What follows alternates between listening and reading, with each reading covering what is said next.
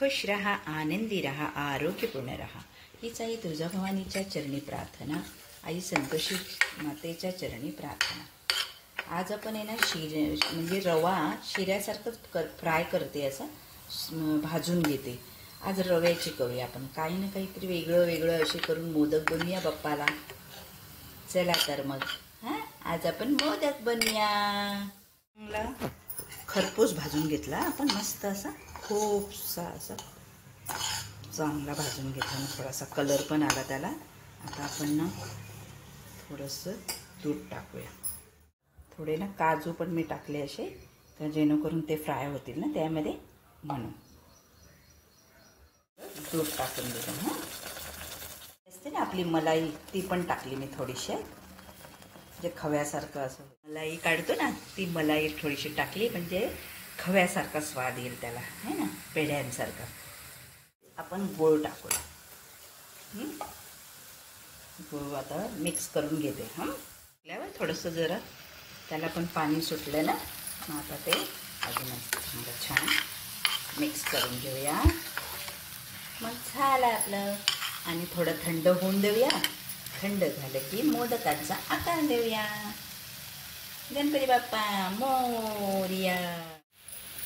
आता थोडी वेलची पावडर टाकली, आणि आता आपलं झालं।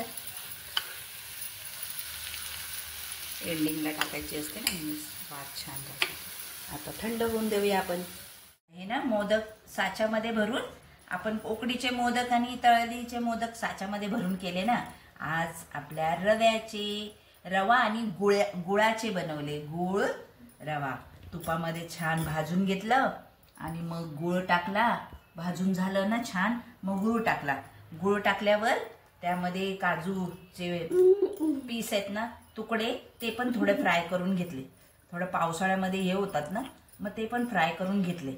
आणि मग गूळ आणि रवा तो छान हे झाल्यावर मग त्यामध्ये वेलची पावडर टाकला। वेलची पावडर टाकलं, झाले आपले मोदक तयार। आता एक राहिला 11वा, तो मोदक झाला की झाले आपले मोदक तयार। हे बघा, हे आपले मोदक तयार। आता आपण बाप्पाला देऊया। बाप्पाचे आजचे मोदक।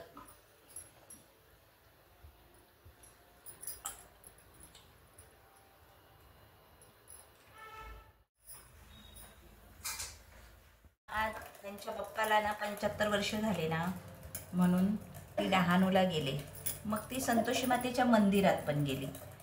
मग संतोषी मातेच्या मंदिरामध्ये दर्शन घेतलं त्यांनी, आणि मग पुढे गेले। तिच्या माहेरी 1 किलोमीटरच्या अंतरावर संतोषी मातेचं मंदिर आहे। मग ते दरवेळेला जातात, मग मला व्हिडिओ कॉल करतात। मग व्हिडिओ कॉल केला की माझंही दर्शन होतं ना, म्हणून मग माझं दर्शन होतं, व्हिडिओ कॉल होतो, आणि मग माझं दर्शन होतं। मग त्याने थोडीशीच व्हिडिओ काढून दिली की मंदिराचा परिसर, आतलं गाभाऱ्यातलं फोटो काढून देत नाही ना आता, व्हिडिओ तर काढून देत नाही आणि फोटो पण काढून देत नाही, तर म्हणून मग त्यांनी थोडीशी बाहेरूनच व्हिडिओ काढली, आणि गाभाऱ्याजवळ थोडासा हे नेला। मग तिथूनच मी नमस्कार केला। माझ्या आई संतोषी मातेचा आज प्रसाद पण होता। आज शुक्रवार आहे ना, तर आज भंडारा पण होता।